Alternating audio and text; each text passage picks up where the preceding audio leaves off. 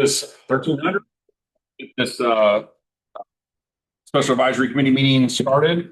Opening introductions. I think everybody knows everybody here. So just a couple quick points. Chief, I'm duty officer, so I have to leave. I have to assume the one thing we have on here. My pleasure, Mr. Chair. Not a big deal. Is everybody in?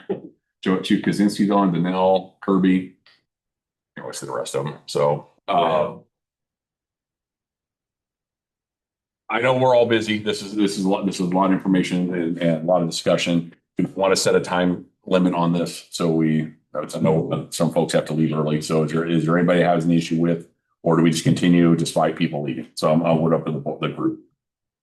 I'm gonna leave about 2:30, 2:45. Other than that, I'm good. Okay, anybody else? Second, or you gonna add? You need a second. I'm good with what the sheriff just said. Okay, all right. So we'll shoot for 1.5 hour meeting. That's what we'll shoot for. If there's some discussion we want to keep going, then we'll just, as a group, we'll decide at that point. So the only topic we have is rated work group discussion continued from a previous meeting, and open up the floor. All right, well, just first I'll talk to the documents that provided. So there is the documents for the Klamath Interoperability Radio Group, or KIRG.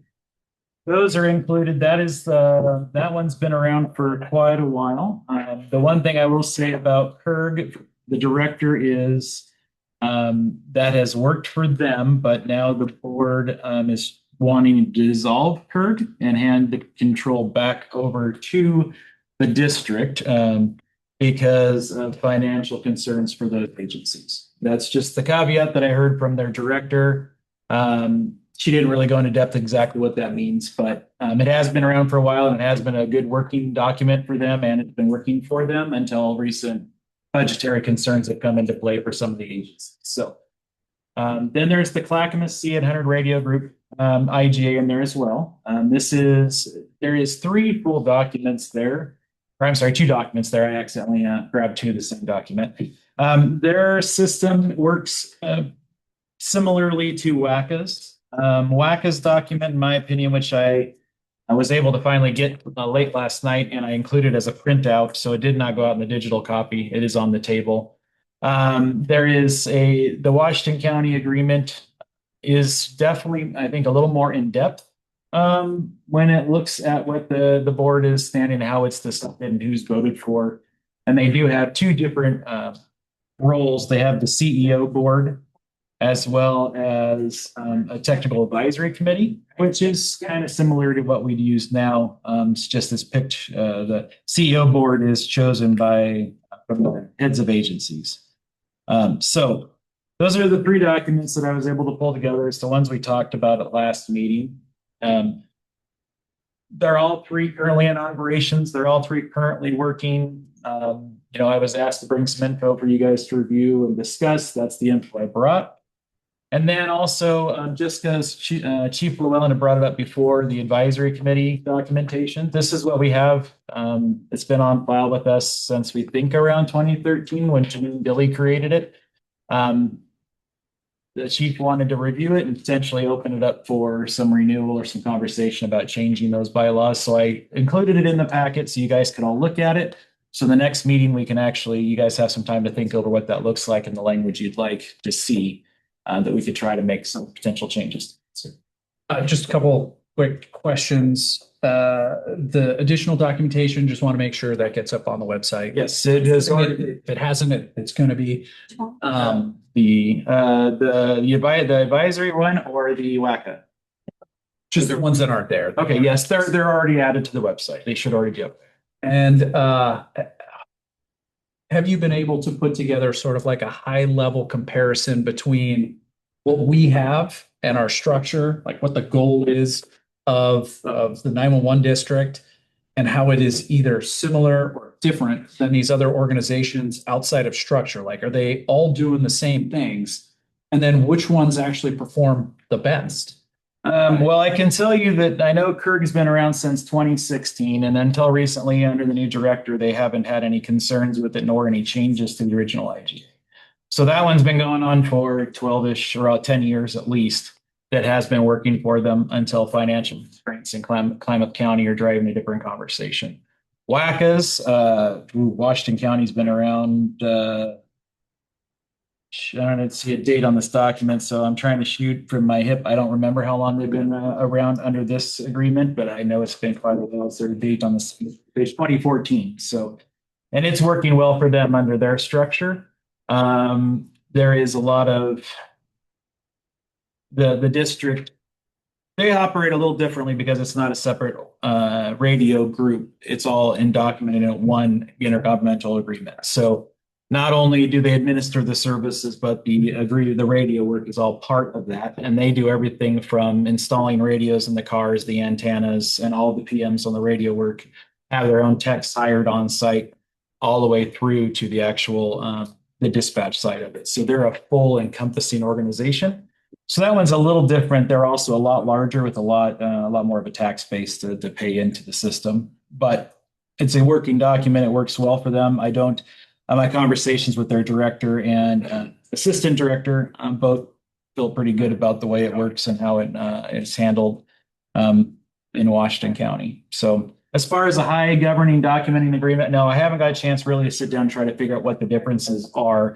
I will tell you the Clackamas 800 Radio Group, they were founded back in 2000, and then just a few 3 years ago, they were able to put up enough money to go to a digital 800 megahertz radio system through their program.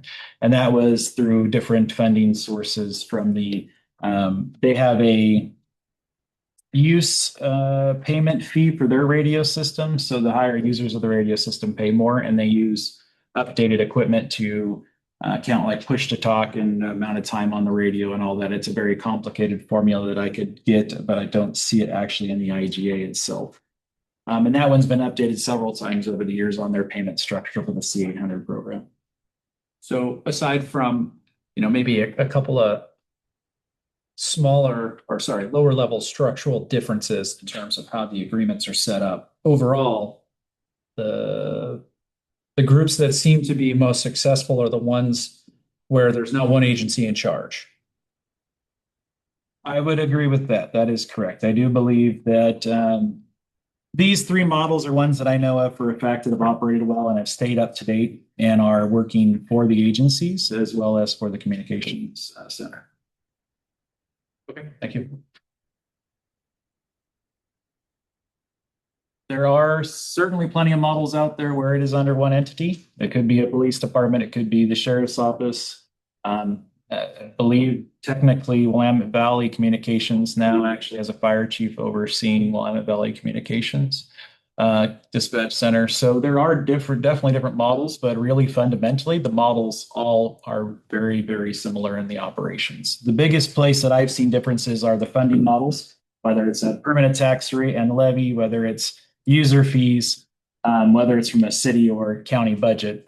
So there are definitely different models out there, and they all apparently have their positives and pitfalls. It's not like one's the perfect model. And I don't know that I've ever heard of a director say that their agency is funded and operating perfectly based off of the way they're operating.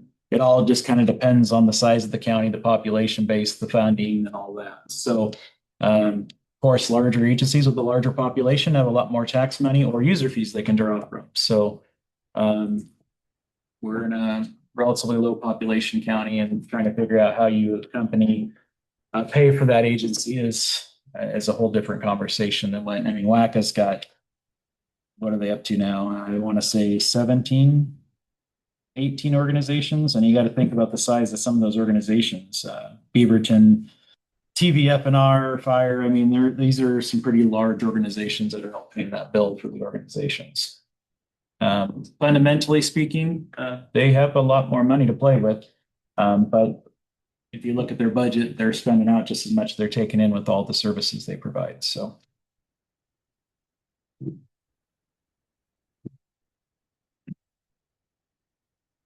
Yes, sir. Do any of those charge subscription fees too as well? Models at all?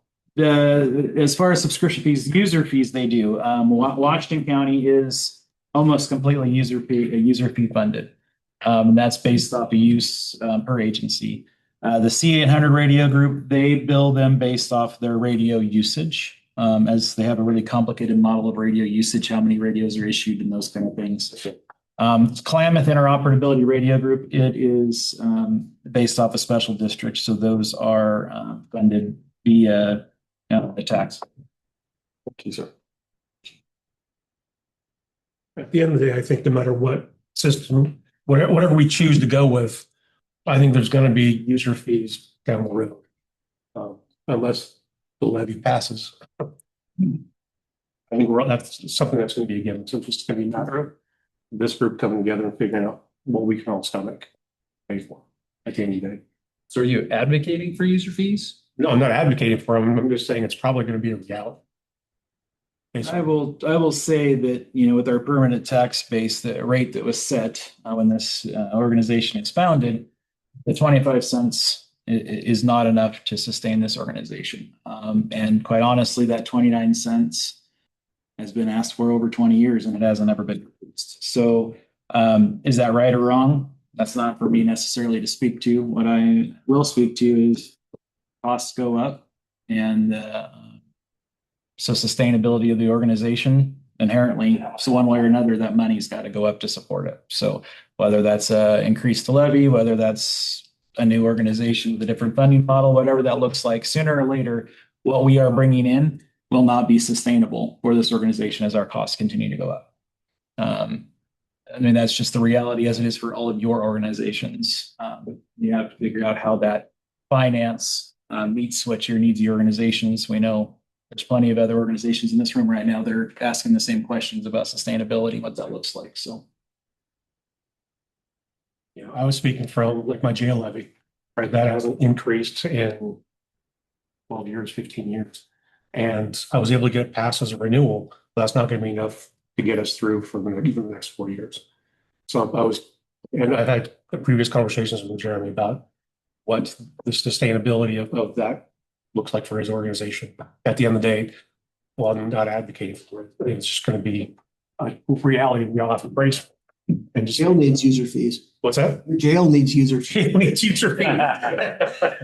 No. Definitely not. I mean, the people inside. No, he meant for the inmates. So we actually have been charging them for that, but really chasing them around and going to small claims court and getting a garnishment attached to their tax returns. But you see that we're like, Oh, yeah. What is the tax rate that you need? How many cents per thousand for this place to operate? Like, what is that? our base permanent tax rate is 25, a little over 25 cents per 100,000. I want to say it's 25.50. The question is, what do you need to What operate? do I need? 29 cents, 30 cents? What is the actual need? Well, the 29 cents that we're asking for in the levy keeps us at the same operating level. So as for right now, that keeps our services where we're at with the ability to put money into the equipment fund and the reserve building fund. So we can take care of the infrastructure we have. Does it also pay for full staffing should you get there? It does also pay for full staffing should we achieve that, which we are, well, I guess we're 3.5 positions from that now. But that being said, we have 3 in the hiring pipeline also to bring on. So we'll hit, well, most likely we will hit full staffing for the first time in 20 plus years. Will we sustain it? I certainly hope so. But yes, right now, some of that savings that I have in my budget that has gone to the equipment fund is because of unfunded positions. As we all know, unfunded positions leave a little extra money in your budgets, but I would much rather pay for a full-time employee than pay all the overtime costs that I'm paying to keep people here 12, 14 hours a day. I don't know about you guys. I know certainly with the police departments, and I'm sure the fire departments have the same conversations with sleep studies and overworked people and driving vehicles when you've been up 14 hours and everything else. My staff sits here 14 hours and some of them drive as much as an hour to get home, just like your staff does. And I don't know about you, but the ability to get out of a car and walk around once in a while is a lot easier on your body than sitting behind a console for 14. So, Well, something for the room to digest. When you look at the fire service around the state, especially entities that are not associated or affiliated with the city, so fire districts, almost all of them have levies in order to sustain operations. And when you look at the levies as they're either renewed or upped over the years, it is pretty common to see those levies equal what the permanent tax rate is. And the reason for that is measures 5 and 50 froze everything back in the 90s.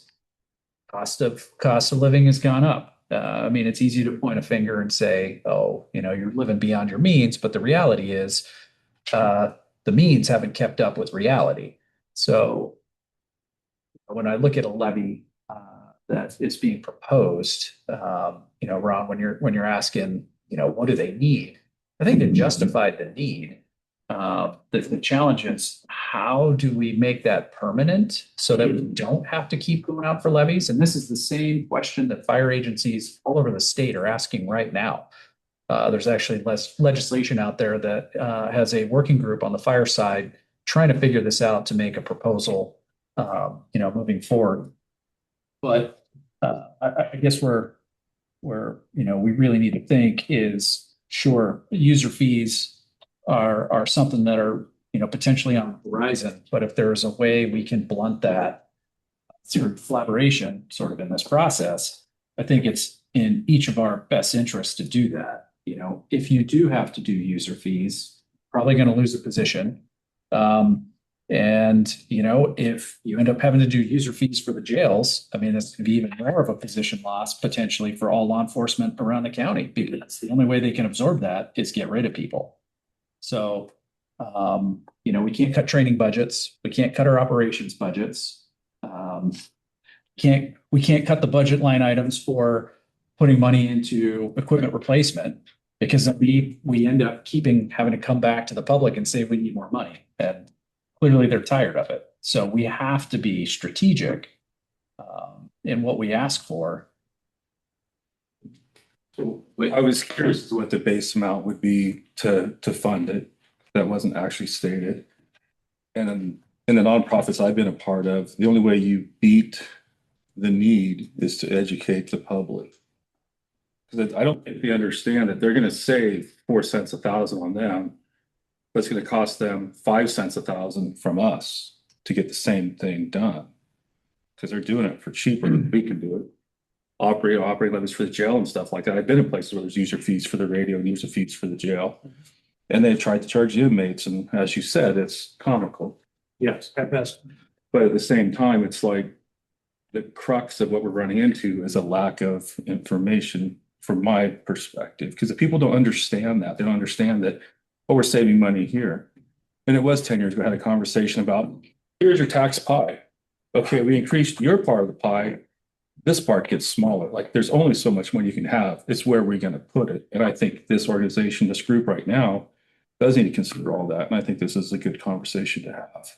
Oh, yeah. And I'll own that transparency. I mean, this district's had problems with transparency in the past. I don't think anybody in this room knows different. I don't mean transparency. I said to that everything is on the But website. It's public information. It's public education. People don't understand. The education part is where, and you have to break it down to the different learning groups that are within your county too. So. Yeah, and that's one of the things that I'll own that the district needs to be better about is that public education piece. And that's part of what we're trying to turn around.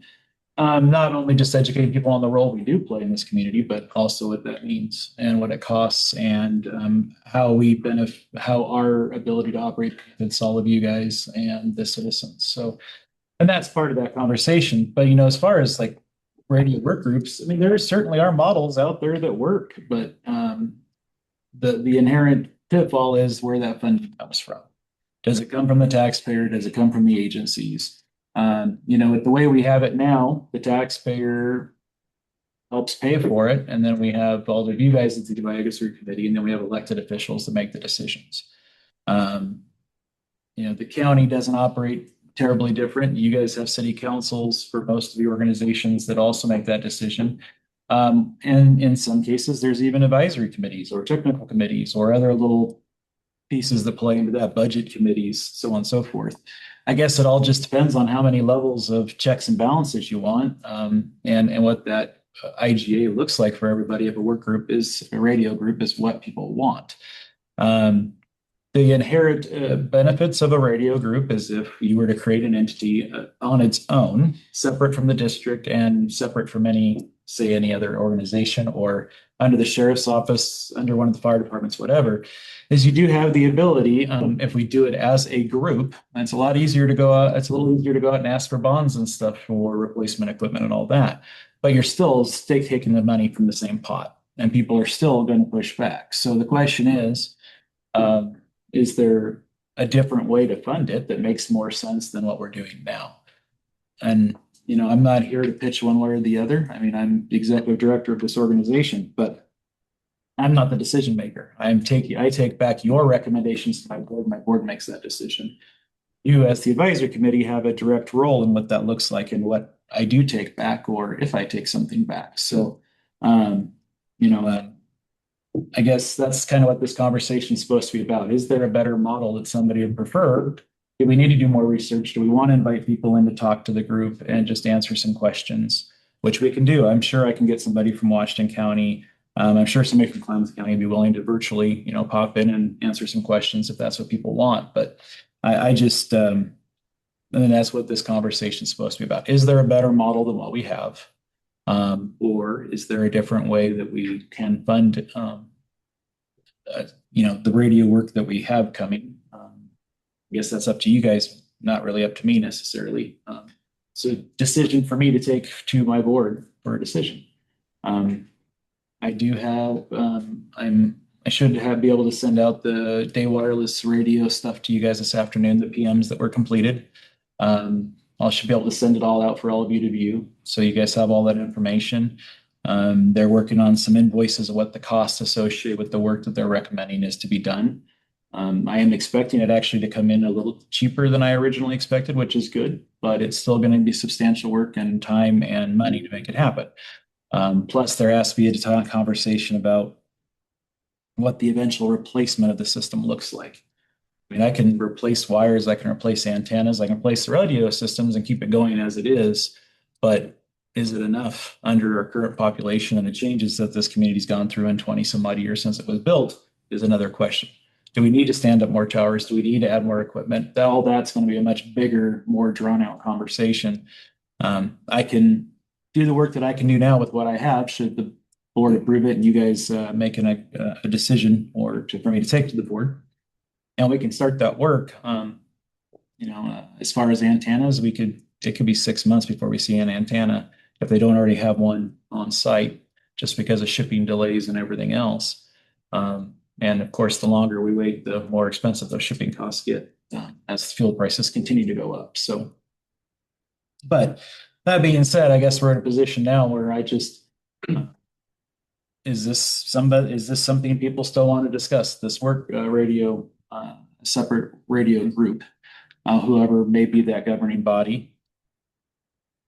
I think one component that is missing from the conversation, though, is if we can talk about new radio systems and where we want to go, but what can our county afford? And I know this was brought up a long time ago, but we might want stuff that we know is going to work for us, but that might not align with what the people in the community are willing to part with, especially when, we've got high tax rates and there are some jurisdictions, not all, that are in compression. Do we really want to add a $20 million bond on top of that? So, if we want to be successful within our own operational responsibilities, if we think too big, it's going to take away from what we need to do day to day, because there's only so much the public can be willing to part with in terms of their taxpayer dollars. So, yeah, that is a component of the conversation that needs to be included. I mean, this is complex, but Sure. So this might be a perfect time for me to bring up something I've chatted with Jeremy, with Chief Pritchard, and with Lieutenant Chief Smith. Last week, an opportunity potentially presented itself where a private donor has offered to give up to $10 million for a new radio system, which could help with some of that, which could also help drive matching federal dollars, matching grants, things like that. I wanted to bring it to this group and discuss. This was the email that I sent out last week. I wanted to bring it to this group and discuss the pros and cons of what that would look like. Because this is not something that a decision needs to be made in a bubble or in a vacuum. It affects all of us. The one change was when I talked to y'all last week, I misunderstood. I thought this was going to be a law enforcement only radio system. This is going to be a public safety radio system. So open to all users. So that was the only caveat that's changed since I talked to y'all. But what do you guys think? Pros, cons? Yes, sir. First of all, thank you for your transparency, Jeremy. I definitely appreciate it. I just want to make sure I'm on the same page. So are we at a point as a committee where we're saying we're separating the dispatchers from the infrastructure? Is that where we're at right now? Or Well, that's the conversation that was started this last meeting, and that's kind of what this meeting was supposed to be for, was further discussion of that. But it is a bigger conversation to be right, had. because I think that drives a lot about what we plan to do. So I just want to make sure we're on the same page about that. So I'm gonna go ahead and say it, so it has to be said. So, excluding the sheriff because who he works for, does anybody believe that Columbia County can manage a radio system for us? Seriously, I'm asking because we're talking about, I saw the email and I understand about a donor, but going with having the sheriff's department here, and Sheriff, here's my concern. One of my concerns is that you already have a number of levies, right? And so if we had to find money, or maybe we in the future, and you were managing our 911 system, it's another. I'm going to tell you this: the public will. I'll be damned if I'm going to sign for 3 sheriff levies to keep. Oh, I mean, to be honest, No, it's taxing a house, right, where I live, my family lives, and I'm sure our other taxpayers as well. Do you want another one out there that's like, well, this time I think I'll fund 911, but I'm not going to fund the sheriff's the jail levy. I'm just the concerning thing is another point that was made about there is only so much money out there. There's only so many people that can pay for this. We haven't had a giant increase in our population base. And so my concern is going to having the sheriff or another entity beyond 911 manage this. If Columbia County, I don't have faith that Columbia County can manage this appropriately and not potentially in the future. And we can put all sorts of things in there, but you know how politics work. Money kind of gets shifted here or there. And next thing you know, we're in the same boat and we just have now the county to blame for not having a good system. So that's my concern is if they're having a tough time managing their own stuff, not excluding the sheriff, but their own stuff. And now we're going to pile something, potentially ask them to pile something else on that you're going to have to take on. It's concerning to me. Honestly, concerned as a citizen and as the chief of Columbia River is that's just one more thing we're piling on that the county's struggling right now with. And we are one of 20 some odd counties that are behind the 8 ball in funds. And we know that, and it doesn't look like it's getting any better anytime soon. Unless somebody's going to build Disneyland between here and Scappoose, very much coming into Columbia County. Yeah. So.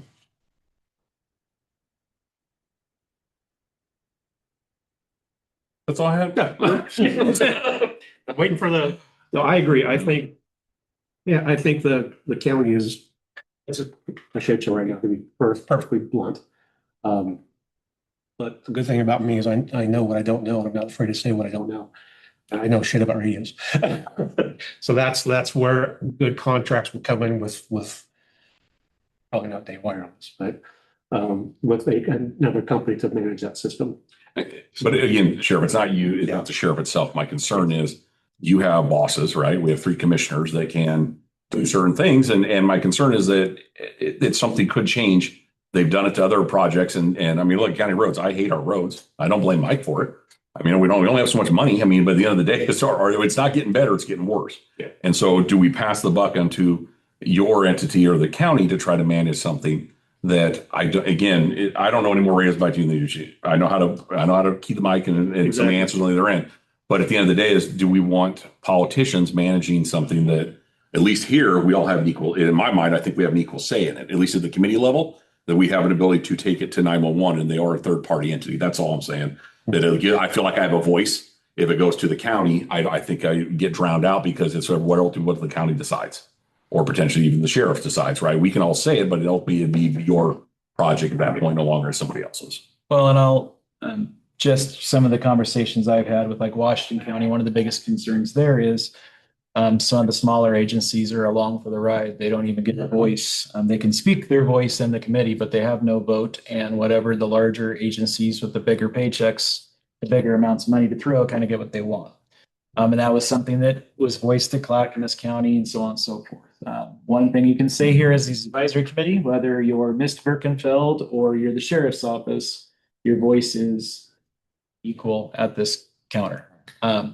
So there is some benefit to that. No matter the size of your agency, your voice is, is still a vote and is still a voice on this committee. I do know that some of the stuff I've heard from, again, Washington County, Clackamas County, I'm sure Klamath Falls is the same way, is that there is a lot to be said about the power and the ability to fund, and the stronger the population base gives you a stronger voice at the table because you're paying more money into the pot. Here, you guys aren't paying any money in the pot currently, so you're all equal at this table. You're all, no matter the size of your organization, you all have the same voice. That voice is inherently on me to share that voice with my board. So when you guys make a decision and a recommendation and vote on it, and it gets to me, that's my job to pass that on to my board for movement. So your voice theoretically is equal through me to the board. So just another consideration of something to think about as far as a working group model or what that means. So I got a question for Chief Smythe. You've made a statement about the county, being challenged. What is one of the benefits, do you think, about the special district model? At least on the fire side versus being like, a city fire department. So I worked for a city fire department for a number of years, and again, the city at a city level, you kind of get lost in the shuffle, and that happens more often than not. For some reason, whatever reason, cops always get more money than firefighters when it comes to what is the city. Because you guys encounter people more than we do, right? I mean, ultimately, at the end of the day, I get it. We're there. Somebody has a heart attack or the house is on fire, but you guys are doing traffic stops. People are getting robbed. You guys, normally law enforcement. That's where the drawback is that I think you at a city fire or city entity, and there's multiple programs, you're only one small piece of the pie. By being a special district, you are the pie, and ultimately, at least there's a voice that you have that we can go to. I can go complain to the county commissioners all day long, and they go, that's great, and they turn around and they ignore us, or they give a standard politician answer, which most politicians do. Is at what point do I feel like we're being heard? And it is. I agree that our radio system. I agree that 911 was not exactly the best organization managed in the past, but I think there's improvement. I see improvement, and I think we ought to give an opportunity for that improvement. So I like the fact that I can come here and say what I want to say, and I feel like I'm being heard at a county level, or whatever entity. Take the county out of whatever entity is not. I feel like I just be like, lip service, and they'll turn around and walk away, and they're going to decide what they want to do. That's just my personal opinion. Yeah, I think our board looks at it in a similar light. If one agency were to be managing something as big as this that affects all users, and that one entity also has other priorities like county roads, sheriff, parks, it becomes really complicated to make sure that the dollars that should be dedicated to one thing stay with that one thing, because now you end up competing amongst all these other interests. And at the end of the day, somebody's making a decision. Well, we're not going to give the sheriff X amount of dollars to do what he needs to do. He's going to have to wait a year maybe. Whereas with the special district, the money that comes in, it's just for that one thing.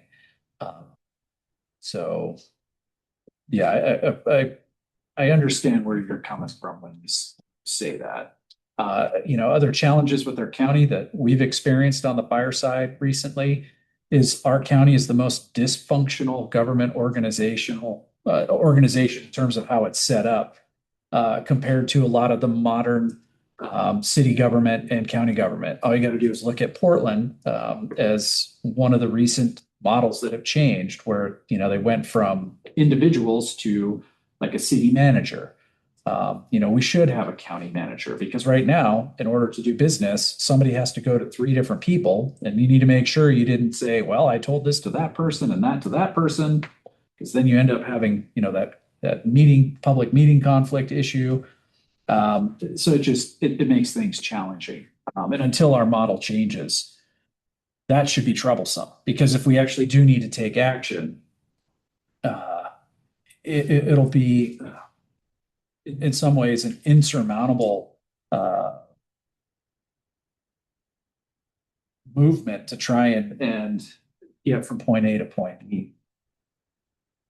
I mean, you explained in the last meeting, your workaround is you literally have to go to 3 different people, which, you know, from a transparency perspective kind of sucks because, you know, you're doing what you need to do to operate, but at the same time, you're working behind closed doors.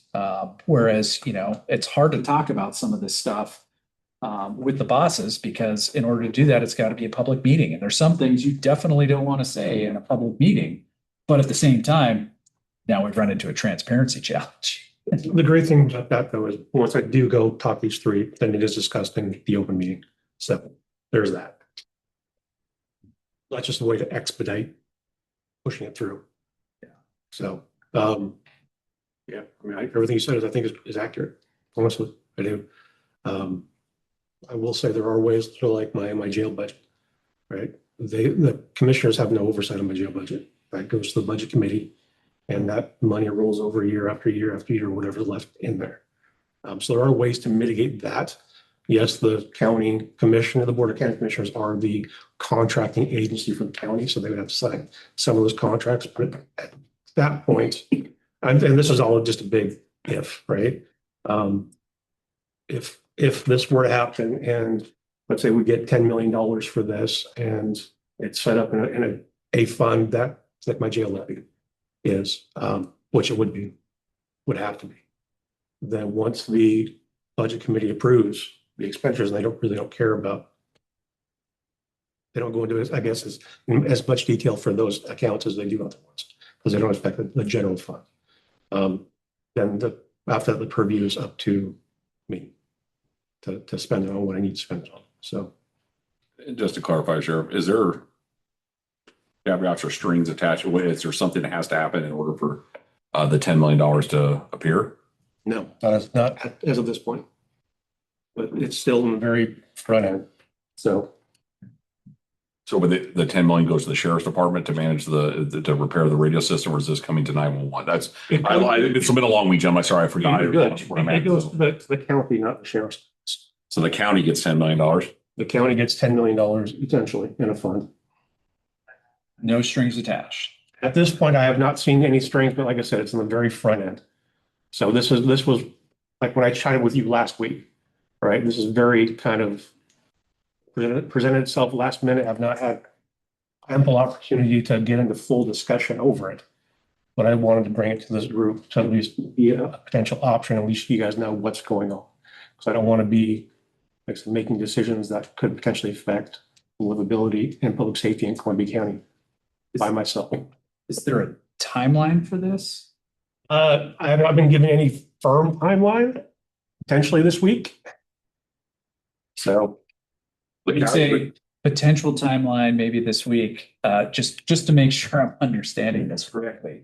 So what you're hoping is that the people in this room say, I mean, I guess I don't even know what the people in this room have to say. If somebody wants to give the county $10 million, they can give the county $10 million. What do we have to do with that? This is what it is. The reason I'm bringing it to this group, sorry if I interrupted you, is because this is a radio system that would potentially affect every one of us in this group. That's why I wanted to talk about it here. Like I told you last week when I talked to you, 6 heads are better than 2, better than 1 for sure. Who is this donor? I mean, and is it just to this one way of using it only? Yes. Who is the donor? An entity? Is it a person? And it's an individual. Okay. A part of the transparency of understanding what's going on. Yes. Here. My point is we don't know who it is to understand the transparency. Yes. I understood that. I'm going to repeat myself anyway. Just remember the people online, if we're all talking, can't hear. So Greg, Yeah, I'm gonna be Debbie Downer here for a minute. Part of what I've been seeing up until this point, this is kind of separate from the offer that was just presented, but it does bear to the long-term health of this organization. When I say, I'm talking about Columbia 911. And that is, I seem to recall that when the initial discussions were to turn the radio system over to the county, it would be that the money that's currently set aside for operation of the radios and for upkeep of the radios and future radio stuff, that particular set of money would be transferred from Columbia 911's account to the counties for the operation. To whoever gets it. Okay, exactly. Yes. It's just been talked about the county, you run the county patch, so nothing at you, Brian, but right now you're Yeah, representing but the for county. the record, Sheriff Pixley, you brought an IGA example that showed you were managing it. So I think that's where he's coming from. Yeah, and I get that, but like I said, last meeting, that was to facilitate a conversation. Gotcha. Because I can't speak for Scappoose Fire, I can't speak for Columbia Rivers Fire, I can't speak for Vernonia. I can speak for the sheriff's office. And this is what I had for the sheriff's office. I could give two shits if it's county owned or Scappoose owned or Columbia River owned. So. Okay, let me finish what I'm going to say here. And that's, I believe that in order for this, the health and successful and continued operations of the radio system, that part of that would be, of course, the necessity of the additional 29 cents per thousand tax money raised to make those ends, to be able to pay for the dispatchers here and the phone systems and the radio system. We got a bunch of different parts of the pie that we got to feed here. My concern is this, and here's my Debbie Downer, is that twice now this has gone to the voters and twice now it's been defeated. And I can tell you this, if someone comes to me and I say no, and they come back to me again and I say no, and they come back to me a third time, now I'm pissed. Now it's F no. So I'm not sure where this kind of money would come from. The county would not be able to support the operation. You get $10 million, that's great. That's a one-time startup fees. And at that 29 cents per thousand, which I'm sorry, it's your budget, but I don't think it's going to be successful. I just don't. And I don't see how anybody, let alone 911 or the county, anybody else could support that long-term operation without 29 cents per thousand. I don't think the taxpayer is going to pay for it. If 911 asks for it, probably not. If the sheriff's office asks for it, probably not either. So that's my biggest concern, is the long-term health of the operation. But anything we can do here. Yeah. That's where I was talking earlier about, like, they don't understand the cost is going to come from somewhere. That's that lack of education. This is where bureaucracy and politics and ORSs keep us from walking out and saying as a group, like, here's the budget. Like, here's the budget for all of us. That's what it takes for us to keep you guys safe and protected. Here's the way we divide it up. Here's your tax rate for all of us. It's either going to come in through this building, we're going to have to increase this building, or decrease your response or your maintenance. I mean, I think Rainier Fire, Fire and Rescue still has a tender from when I was a teenager that they run once in a while. She's in her prime. I mean, the Cabot thing is in great shape, I'll tell you what. And I was a volunteer firefighter for 11 years. I understand that equipment is expensive now, let alone with $400,000, $600,000 cost to refurbish a fire truck 30 years ago. The people don't understand what it takes to run this. And there's a whole, like I said, bureaucracy and politics keep us from walking out as a group saying, it's going to cost you, let's put it all together and say, $2.12 per thousand for all of us to operate. That is our pie, and we're dividing the pie like this. And without that knowledge, nothing's going to pass. So I ran into this. The something you were saying, right? So I had my jail levy and my patrol levy, and people passed the jail levy and then they passed the patrol levy. And then when it came time to renew the jail levy, they're like, we just voted for this, right? So that's the education piece, and that's luckily we're able to get it passed. No matter how many times you beat that drum, people are going to hear what they hear. So Operation levies versus operation tax base versus levies. Yeah, sure. Thank you. This question is really directed to executive director. Just for me to see where you're at, if you can, put you in the spot. Would you, if you had a choice or preference, would you separate your infrastructure from your dispatchers? Is the infrastructure something, well, I mean, the radio system, is that a headache, for lack of a better term? That you would, I mean, and I know it's kind of put on the spot, but it helps me kind of make a decision. Well, from my spot, there is definitely an inherent positive to one more thing off. I'll be honest, anybody in this room can agree that one thing off their plate is an added benefit, right? Code enforcement, yes. Whatever it may be. I was at your council meeting last night. I saw it. But you know, there is, I mean, of course there's an inherent benefit, but at the same time, we are the primary user of the system. quite frankly, we are the ones that use it more than everybody else does because we're the ones that are always on it, talking to each individual. So as the primary user of it, there's definitely an inherent advantage for me to also regain control of it. Now, financially, sure, that adds extra budget constraints and stuff, looking how to upkeep the system, keep it maintained while trying to continue to pay my staff and everything else. So quite honestly, I've seen the model of a countywide system work great places, and I don't have an issue personally with the idea of a countywide work group. But I think it is definitely a conversation that everybody needs to be on board with, and any benefits needs to benefit everybody equally. Whereas it already lies here, I already have the contracts, I already have the working relationship with Data Wireless, for better or worse. We'll just say that. I do believe it's getting better. I think they're being more responsive. They are paying better attention, but I've also turned the screws on them a little bit for some contract language and other stuff that hasn't been done prior. So they are making an effort to be better and do better things. So neither here nor there, but I do have those relationships already. I've been working with several of these guys from Day Wireless for 6+ years, have relationships with them, and I get stuff out of them that recreating a new entity with a new director may not necessarily get right off the top. But that being said, that doesn't guarantee that somebody else can't run it just as efficiently or more efficiently than we do. I mean, there has been years of it not getting taken care of. We know this. That's not a surprise to anybody in this room. Several radio studies that didn't really produce any work, but we have forward momentum now.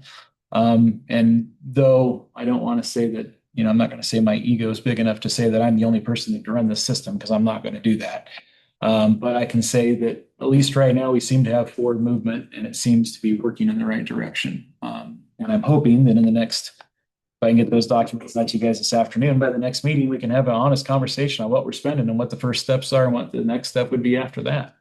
But that being said, yeah, there's some inherent benefits for me handing it off to somebody else saying, Teg, you're it. It's your problem now, not mine. But there's some negativity also there when, as a primary user, I don't solely control it. Sure.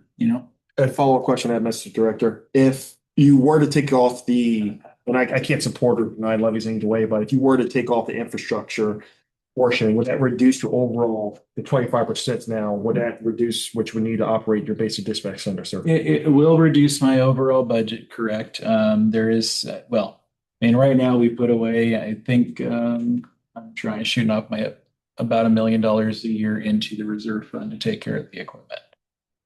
Without the equipment, yes, there would be definitely an inherent savings in the budget there. Can I speak to whether I'd still be able to survive without the 29 cents?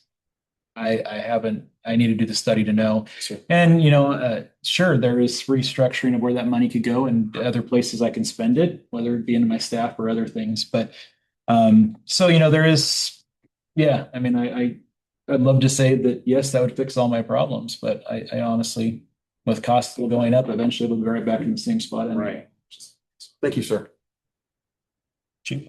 So with your permission, the donor is in the room. You'd like to chat about him? Is it okay if he takes the floor? Yeah, Tyler, that's what you like to do. I'll move up here really quick just so everybody can hear me. So I just want to fill in some information here because it sounds like there's some more details that are needed for this group. So Ron brought up a good point. It's kind of hard to fully understand this without fully understanding the details. So I'm in the process right now of closing a sale on my business. And I need to decide how I'm going to put certain money into certain accounts for tax benefits, and there's certain IRS restrictions. I am willing to put $10 million into what's called a DAF to fund a new radio system.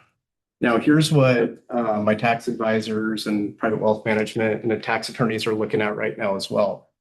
We might be able to actually use that principal amount and grow that $10 million with over $1 million in interest per year to actually fund the entire radio system project, which would be around $20 million. So the offer is that, I fully understand all the concerns of the county. Everybody has their issues, right? Every single agency, we have them at the city, county has them, this agency has them. No denying that. And the hope is that what would happen is the donation would go basically to the sheriff's office, and the sheriff's office would run and manage the system. But that doesn't mean that we wouldn't put guardrails in the agreement that goes to the county to sign. So all these concerns that you guys are bringing up about where the money would go, how the system we ran, we can flesh those details out in an agreement. And I can put those into an agreement that the county has to sign to be able to donate the funds so that you guys have the assurances that you want on how the system will be ran. Now, I'm hearing a lot of discussion about or concern around how the ongoing should be managed. So when a new system is built, the way that it happens now is that all the ongoing costs for X amount of years, basically the life of the system, the way they do it now, or at least an option is that you build those costs into the system and the manufacturer actually makes those representations and guarantees those things. So we would have built in all the warranty work, we would have built in, all the warranty representations, and then we would also build in, of course, any of the labor that would have to go along with that as well. So what would end up happening is you would have all these things, the initial capital purchase plus your ongoing recurring maintenance fees for X amount of years. You would have that built into your full initial contract, and that would be funded from the onset. So, we don't usually want to go past 15 years because that's usually when the life of a radio system usually ends. So, but that's 15 years down the road from now. So we need to consistently balance the fact that no matter what happens, most of these concerns that are being brought up are going to exist regardless of who takes ownership of this radio system and who does it. It's how we put the terms in an agreement we all agree in the beginning that gives the confidence or gives at least some confidence of how these things will play out. So that we're working on that right now. Obviously, the $10 million growing to $20 million and funding the entire radio system is a huge question right now. But the bottom line is that I think the group would agree that there's no money for a future radio system. And what that looks like 5 years, 10 years, or 15 years from now would be complete speculation. This is getting us, of course, a lot closer to that if we can make it happen. So I recognize that our radio system is in a very bad place. And so that's why I'm willing to do this. And to be honest, it does help with taxes too. So there's, a mutual benefit there. Of course, I don't get the tax benefit of $10 or $20 million, but it's also doing a really great thing for our county and all public safety throughout the entire county too. So that's what we're working on. That's what the offer is. There's no reason why we wouldn't sit in a room similar to this and listen to all the concerns and see if we can work those into an initial agreement that stipulates are the conditions that money on those things being met too. So there's opportunity to address all these concerns that are coming up here. So I guess, Tyler, I'm going to ask, so why not have 911 do it? Why do we have to give? And then here's I have concerns. I get you. We can try to put guardrails in, but if we're going to do it, 911 already has some of the stuff. You guys have some money. You're on the board. You have some money in that account. So $10 million on top of that would go a long way. Personally, I'd feel I'd have a better voice at 911 where it's a third party versus, again, not anything against the sheriff, but I'm more worried about the county.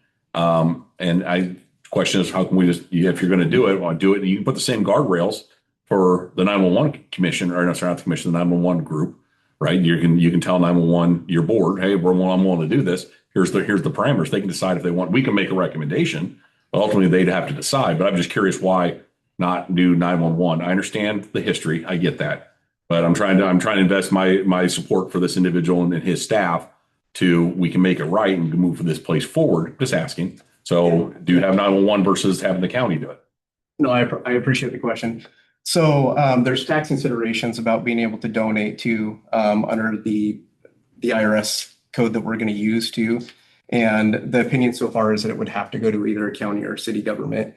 But taking that out, Eric, just to be candid with you, I do not trust this agency to do the right thing. To me, this agency continues to be completely dysfunctional. I do not have faith that anything is going to change. I think Jeremy's great. I think the staff here is great, but the board continues to be dysfunctional. And you have a president and vice president that were here when most of these issues transpired. And I just unfortunately don't see any changes. I've seen nothing to suggest that anything is going to change. So I just don't, here I am willing to give millions of dollars for public safety. And I just don't have the confidence. I have a great relationship with Brian and the county commissioners. I feel like I can work with them. What it comes down to, plainly in summary, I do not feel like I can work with the people here at the 901 district. And I want to be able to, I'm retiring in June, so I will also have the time to help manage this project and make sure it's done right. Also, one thing that I will tell you is that the goal here is to build a great public safety radio system with all the coverage and all the features and everything that we see throughout the United States, in a public safety radio system. So when you talk about, well, we don't have confidence that ABC is going to happen, it's going to happen because it's in a brand new radio system, and the goal, the whole intent here is to create a really good public safety radio system, something that we've never had here before, with that with excellent coverage. So I mean, we're not going to. Why would I want to sign on the line of something that's going to be subpar or not do, the job that the sheriff needs out on Avery Road at 47? I mean, it's the whole goal is really good coverage and a really good performing system. Greg? Yeah, Tyler, first of all, I want to start off by saying, that's an incredibly generous offer. I think everybody in the room here is, awestruck by that. So, incredible. A couple questions that popped into my mind is you start out with number 10, you start off with 10 million, and you said that you believe the cost of the system ultimately would be $20 million, right? Is that what you said? Yeah, and the previous estimates that we got when we went through this exercise a couple of years ago was the approximate cost for an entire new system, the way that it needed to be designed, would be about $20 million. Okay. That is in today's dollars. So if you talked about putting $10 million in an interest-bearing account, making $1 million a year, that's 20 years down the road, but we still may not be there because of the cost of, the inflation. No, we would execute the system within probably the next 24 months. So we would start meeting this year on locking in the whole entire system and the cost of the system. We would finance the system on a loan through either Business Oregon or some other. We're working on that too. I have calls with Betsy here soon as well. But basically, we would finance it. And so that 10 years, the first 10 years, I'm sorry, I completely missed explaining this, not on purpose at all. But basically, the first 10 years, we would pay the payments that are due with the yield off of that $10 million. And then at 10 years, you'd be able to use the remaining $10 as the capital amount in those accounts to basically finish. That's why you talk about the interest gain. You weren't saying take the 10 million bucks. Now, so that is a very good clarifying statement, because now you're talking about take a loan out, use the interest to make payments. When the payments are done, build that up for the next system. Am I off? That's Okay. what I mean. Go ahead. We could of course take that initial 10 million that we have and we could put that towards the system, but then why? You let that money work for us. So let that turn into $20 million. But see, so your whole price of your system is say $20 million, this example. So for the first 10 years, we basically have loan payments each year amounting to about $1 million. So we use the yield off that for the first 10 years to pay. That's what I meant to say. If it didn't come across clearly, I apologize. So basically, 10 million draws interest, right? Interest is making your loan payment? Mhm. Okay. And that 10 million stays solid. When the loan payments are done, that interest is going to build up your $10 million for your next loan. What am I off on that? So at 10 years, you have basically half your 20 million paid off. Correct. To just keep this simple. Yeah. So you still have a remaining balance of $10 million. So in 10 years, we use that capital amount in the bank account that's left, $10 million to pay off the entire thing. Okay. So this is a concept. So this is basically looking at how can we make $10 million work for us to pay for the entire system so we don't have to go out and look for other funding. So this is just one concept that the people on my side are looking at and trying to pencil and make work. And these are the finance gurus that do this, every single day. So this is a concept that we're trying to make work. But if that doesn't work, we can roll back to the 10 million. Yes, we're going to have some more money to get, but it's still the $10 million that we didn't have before. I get a follow-up question real quick, Tyler. Would this require then the 29 cents per thousand to help make those payments? No, the $10 million donation that's going to go into an interest-bearing fund, that is going to pay, and this is a theoretical situation right now, right? So we've already preliminarily ran it through the financial advisors and all the finance people, and they're like, yeah, that does look like it could work, but we haven't solidified anything yet. No, the payments are coming, the payments for the radio system, so we have $20 million radio system. The payments for that are coming from that $10 million and what that $10 million is making off of interest in that account for 10 years. Okay, that's taking care of the loan payment, either monthly basis or annual basis. Get to 10 years after paying those payments, we're done with the payments now. Now we're going to use that $10 million that was initially in that account to finish paying off the entire system. I understand that, but I just want to confirm that then you don't see the need, we wouldn't need we would need the levy money to aid in that at all. Well, I do agree that we do need supplemental funding to pay for the operations of dispatch.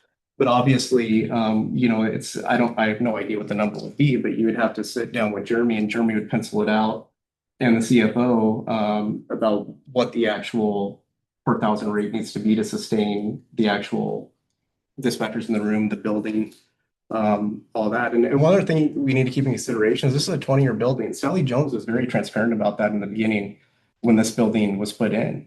And this was the best that she could make happen given our tax constraints at that time. And we're already past, we're like 25 years into this building life right now too, and they've done a really good job taking care of it. But we also need to be thinking that there's going to have to be another bond at some point to build a new 911 building too, and that's probably less than 10 years away. So just, it's really important to keep in mind our full funding needs for the next, 15, 10, and being realistic about where that money is coming from. Chief Lewis. Yes, just 2 points. First, I'm just really happy that all of us are here together, despite our opposing views, to actually talk it open. Absolutely amazing. This is great to have professional conversations. And that's question either goes to Sheriff or Mr. Miller. When it comes down to it for us, I think the big thing is for my brothers and firefighters is just having that control. How would that work if there was a separate organization? Will there still be like separate to a board or advisor group that has control over the funds, or does that recommendation go to the sheriff who makes a decision? How do you foresee that kind of working so that we have our input for those things? From my perspective, the only way it would work is to have a board of members. Well, so I guess for my clarification, so in order for the 10 million, does 911 go away? Because if we're separating this, so I'm assuming the sheriff would run all the towers and radios and stuff. What is 911? So at 25 cents per thousand, right? We can, I guess, try to figure that part out. But then again, we're having two entities. One's managing the radios, one's using the radios 100% of the time. And so how does that work? And is the ultimate goal to because you're saying about this building, now we're talking a whole bunch of other stuff. So our county, again, only has 53,000 people in it. There's only so many people that are actually working, that are actually paying. That's a lot of ifs. And so, yeah, we can do a $20 million radio system, but again, it's only 15 years. But now we're talking about building an entire 911 center too, and some other things that there's financial, there's no way the county, you can't maintain my damn driveway road, let alone friggin' manage it a whole other bit. I think you stacked a couple of things that Tyler said. He was talking about, correct me again, the levy kind of needs to stay for infrastructure and long term. What he's talking about is just going to maintain the radios. The levy needs to an extent, needs to maintain for infrastructure and operations. Saying the wrong word, infrastructure. Can you clarify that for me? Yeah, I'm not talking about doing anything with trying to figure out how to phrase this. I mean, the 901 operations, 901 is a special district, and everywhere Jeremy's running it would stay as it is now. The only difference would be is that the way that I look at this is like the county's going to build the radio system. If you want to join it, great.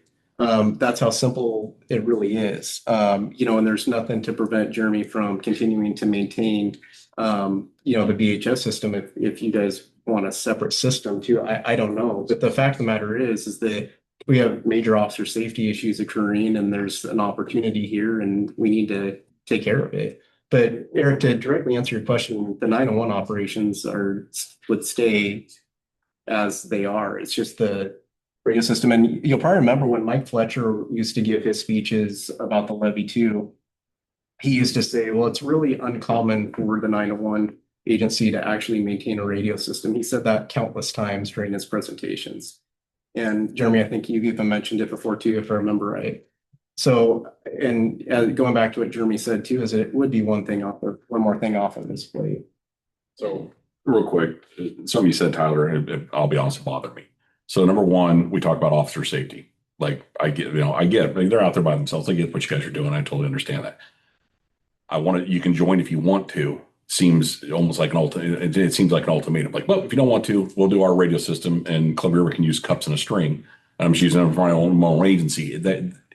That's the type of rhetoric I don't like. Is it feels like, well, I'm going to do this. I'm going to help build this radio system. The sheriff and the police can all enjoy it. And the fire department, if you guys want to come along, you can't. Again, it's a feeling, right? I can't say it's a fact. And the same from statement is that's what therein lies the problem I have with a single entity running it is now I feel like, well, cops come first, fire, you guys will get whatever we decide afterward. And again, it's a feeling. I'm not saying it's a fact. So understand that. But statements like that bother me to that point is it's going to be about law enforcement. It's not about emergency services, which includes law enforcement and everybody else. Oh, but I was just going to say, and I inherently, I don't disagree with you that there are other ways to run this radio system, and it may be a countywide radio system is the way to go. I've seen it work in many counties. It works great, but there is also all the contractual stuff that comes off the other side. But at the same time, I've also got to invest my interest in this as an organization. If somebody else is owning the radio system, I got to ensure my voice is heard just as much as everybody else's. So when we're talking about a model going forward, if that is the case that we take where we hand this system off to somebody else, if the board decides to do so, I can support that movement. Where I have issues is everybody adequately represented on that, in that IGA and on those decision makings? Is all of us got a voice? Does it represent all of the agencies in this county properly? And is the safety component in the same place for the police, fire, and dispatch's role in keeping you guys safe? That's where the key to all this is, regardless of who controls it, whether it's the county, whether it's St. Helens PD, Columbia River Fire, whoever it is, whoever that ownership is. I think we can all agree those are the base that we need to get behind is that one, everybody's adequately represented and everybody is safe and the system operates.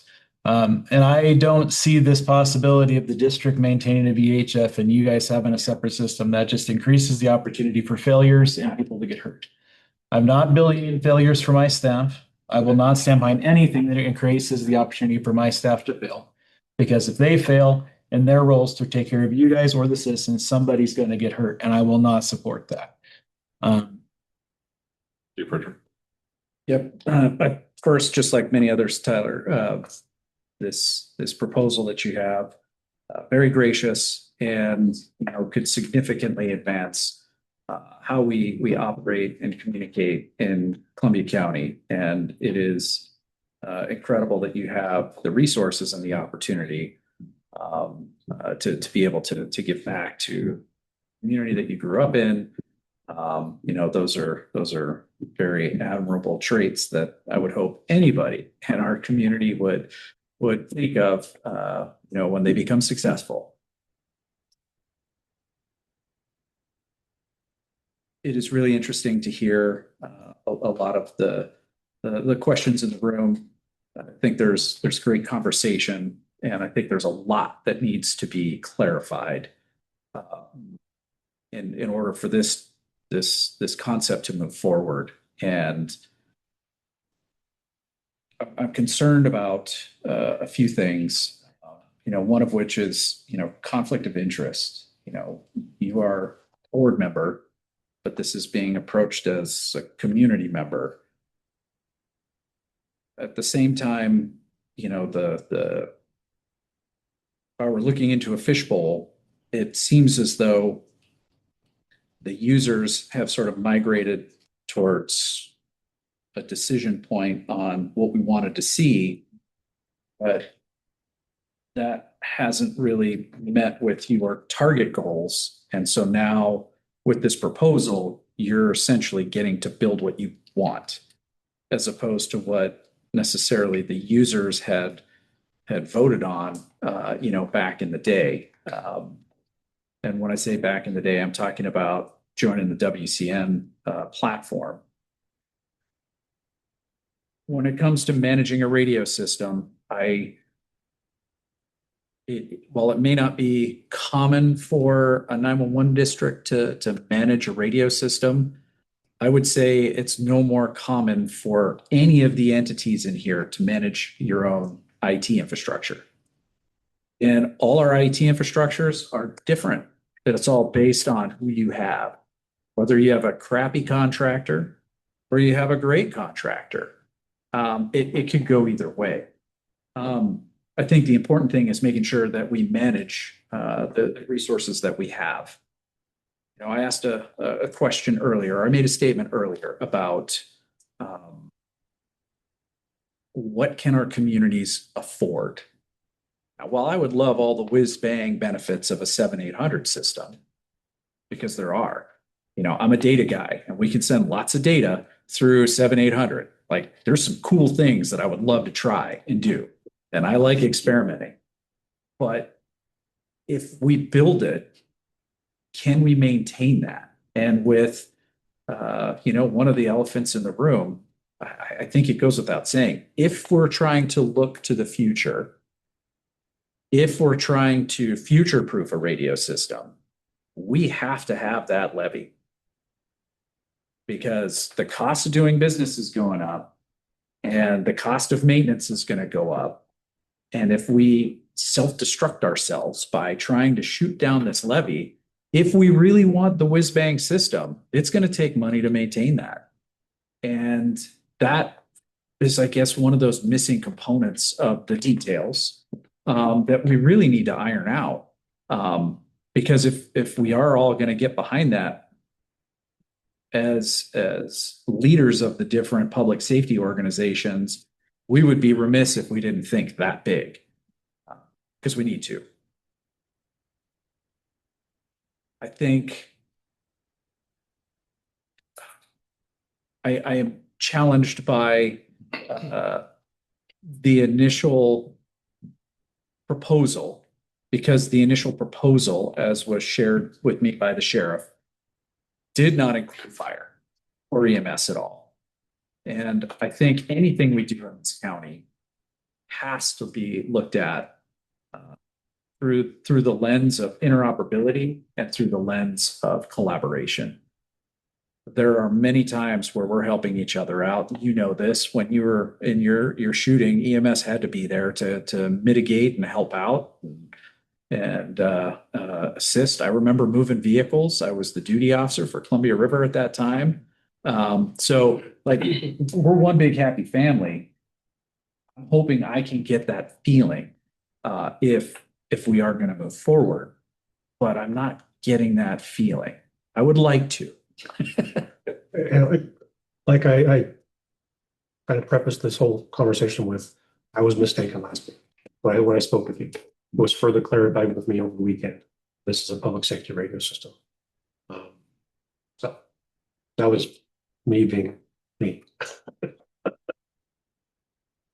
Right. Yeah, just a couple follow-up questions. Charlie, you're an intelligent guy. Everybody in this room knows that, okay?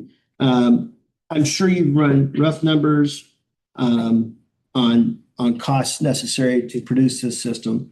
I'm sure you've looked at number of radio installation costs and things like that. But what beyond that, do you see any agency costs necessary for this system to get up and running? Specifically, any sort of equipment that we would need to buy for ourselves, and subscription fees, anything like that? Do you see any agency costs associated with this? Yeah, no, and this goes back to, what was it, 2 years ago now, when I met with all of the chiefs. I met with, just in case you don't know, Matt Greenway, when he was here at that time. And we went through, we had a worksheet and we interviewed everybody based on, you guys remember, based on what you guys thought was, what the priorities were of a new radio system, what your needs were, subscriber units, and we actually built the system from that.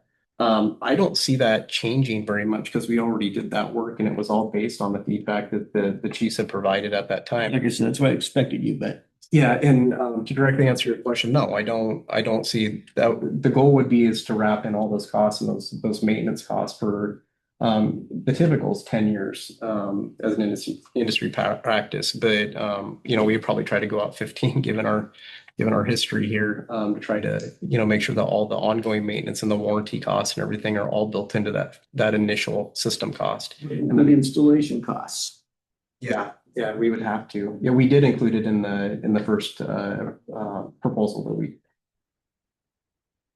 Thank you. Eric, can I answer your Yes. question? So where I was coming from, regarding the part that bothered you, where I was coming from was just basically listening to the outside looking in, what I see the division. I do see division in between the law enforcement agencies and the fire, and this might be a misinterpretation, but I do see division on some things between the fire districts and law enforcement agencies.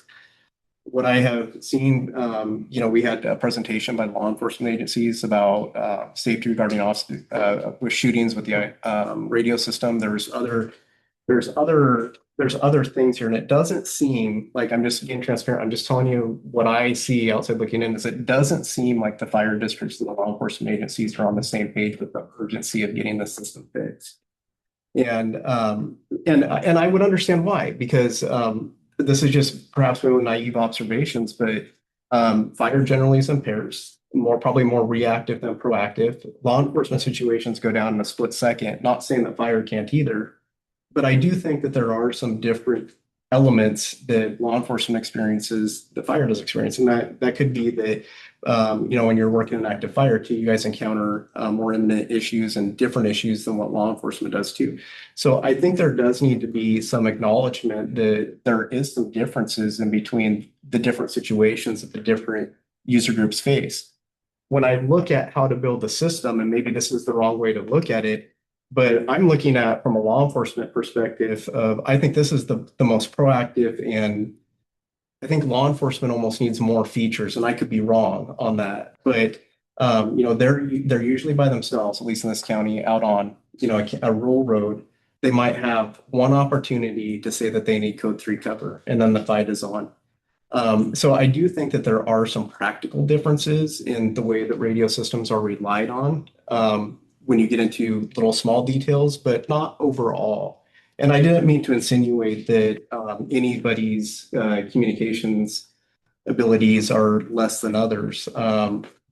We all need a good system, but I think if we already did the work basically to see what was important to everybody. Everybody, filled out the same sheet and questionnaire with what they wanted to see for features and coverage and everything. And that was all taken into consideration, what the fire district said when that system was built. So everybody was equal in their participation. It was the same questions that were asked across all groups, and those survey details all went to the engineer who designed the system, and they came out with a pretty amazing system. Chief Marks? I'm going to counter that. I think you are dead wrong on that. I think the fire service knows that the radio system needs to be changed and needs to be improved. While they may be out there by themselves and we may be in pairs, we also are not armed. We don't have a fighting chance. And we are in those same areas that the county is in. And we also only get that one chance to get out. They can fight, we cannot. So we know the radio system needs to be fixed. It needs to be improved. So that division, not there. We're just trying to do it the smart way. Sounds to me like, Tyler, what you tried to say, and there's not a whole lot going in your head right now, so I can imagine my perception being off here, but if you build it to meet law enforcement needs for those remote areas, it's going to meet the fire needs as well. Let me put it this way. In the surveys that we did, there was nothing that put, we're going to build it for what came out of the surveys as the most, lack of a better term, like demanding requirements. There was nothing that, based on that, to minimize fire EMS's feedback. Antennas, same repeaters. Yeah, it's all the same Same thing. frequencies. And if your focus, which is, I'm trying to say it's not as narrow-minded as it sounds, is for that one deputy on the backside of Jan Shaw, in the middle of nowhere, calling for help, fire is going to have the same use of the same antenna, the same everything. So I don't know the history of what you're talking about, Mr. Marks, but I do understand what's trying to be said. I was just going off his comment that that the fire service doesn't see the need, the importance of it. Yeah. We see the importance of it every day. I don't want to be divisive here. I understand that your communication needs are everybody has reliable communication needs here in the same way. So I don't mean to cause a division in that regard. So if we can, I just want to get back to, what the point is, and that is basically 10 or potentially $20 million, still working out the details, but obviously there's more information and we would work together to put in the guardrails and any sort of donation agreement that requires the county. I know there's a lot of concern about the county commissioners. I have those same concerns. And I would build those in even if I didn't have the concerns, just out of an abundance of caution for any governing body that might be able to make decisions that could impact you guys in the wrong way. So those are the things that we can brainstorm on and make sure that get into an agreement, and we can hinge the donation on those things to make sure that you guys those concerns are addressed. Well, just for your knowledge, it's not, when it comes to the county, it's not just stuff that would hinge upon us. Those guys almost made the most idiotic decision that a governing body could have done when they tried to force the districts into signing an agreement and then threaten everybody by saying, oh, we're going to go to Metro West, not talking to dispatch before they did that. And when they found out from dispatch that it was going to take over 2 weeks to reprogram all of the run cards so that this new ambulance service could come in, people would have died. Like, when the fire service is saying we're concerned about the county commissioners, those are the kind of decisions that we're concerned about, because we tried this type of a forum where we could talk with them and it didn't happen. I think we want to move forward because, there are some things that need to be decided on. All I'll ask is, from you, Tyler, please don't make assumptions. You made an assumption today that there is a division between law enforcement and fire. And I will tell you, the law enforcement partner I'm looking at across the room, we have an amazing working relationship. And all of our staff loves working with their officers, and we back each other up in every possible way we can. And when they get into that active threat scenario, all our guys are chomping at the bit. They're like, if one of those officers goes down, I don't care if I don't have a gun. We're going to go get them. We don't want anything bad to happen to them. And I can back that up by saying, through the RDPO program, we wrote the grant to bring in this thing called the Asher Project, so that we're regionalizing EMS response to all law enforcement high threat situations. So, this is going to be something that's rolling out region wide. But again, that is our dedication to being able to work with our partners who do carry the weapons when we don't. Just a quick question for me, Tyler. I know you've done a lot of research and you've done a lot of this preload.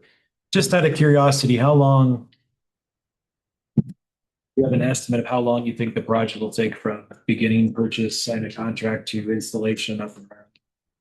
Just as kind of a grand picture of what this looks like. I think what's going to be what's going to take the most time is building the new sites that are needed, the civil aspect. That's, moving dirt around, getting the leases in place, because I think we all know that we have a lot of towers in the wrong places, and then there's towers that we need to put in also. So Jeremy, I would estimate, weather's a factor too, because absolutely. the locations like Piscahome Road and Eastside Grade, Enterprise Point, those types of things, those are might not be accessible during some of the winter months. So, And I know it's a rough shot at estimate just because shipping changes all the time. Yeah. It's depending on who you order from. I get it. I'm just kind of curious, what kind of a time frame are we talking? and it depends on which manufacturer you choose too. Motorola's notoriously long lead times. It has to do with the way that they ship versus some of the way that the other manufacturers ship, air versus. Lots of Motorola stuff comes from Israel or Ukraine or the other European warehouses. So Yeah. So depending on what decisions our world leaders make tomorrow could impact this, but Probably like a year and a half is my guess. I mean, I've seen them say a year, but I think most of those systems are where you're going and replacing equipment at an already existing radio site. So you're just dealing with the electronics. See, what I would do too is with this project, I would go to the utility districts too and invite them on the system. And I would try to get them to cover the cost of running the power to these remote sites, or at least do it at cost, and whatever we can gain from that, because that is a very expensive part of building these systems out. The other thing that we could do too is City of Scappoose is the only government entity in this entire county that has an engineer. I bet if I go talk to the city manager about this and get Scappoose would be willing to contribute that engineer's time. Again, I don't know this for sure. This is hypothetical, but that would be a huge savings on all the engineering that has to be done on the civil side for those sites as well. So there's all these cost benefits that we would try to bring into this as well that I would try to take full advantage of. Chief Llewellyn. Yes, once again, thank you very much for the dialogue. And thank you, Mr. Miller, for being here too as well and recommendations. Time is of the essence. When do we have to make a decision as a board or advisory committee to give to the exec director, give to the board?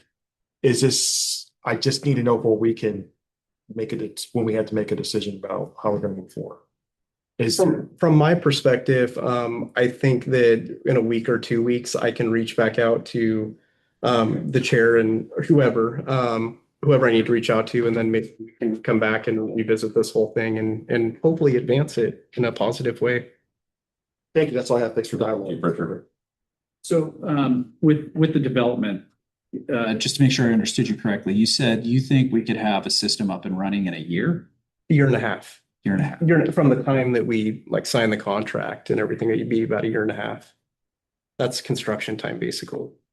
Is that the optimistic or is that the conservative? And the reason why I'm asking is I think a more realistic time frame is like 3 years, because when you look at like as you said, getting power to some of those greenfield sites, that's going to be the biggest challenge, especially if there's no power coming up to some of those forest roads on Weyerhaeuser property. Looking at what Sheriff Pixley provided me, which you gave to him, where you've got the coordinates for everything. I think it's safe to say that the erection of a tower, once the slab is poured, I mean, you're talking a month or less. Like those things go up fast. But knowing how the county works, because I'm one of the fire marshals in the county, going through the permitting process, going through the planning process, sometimes can be very challenging.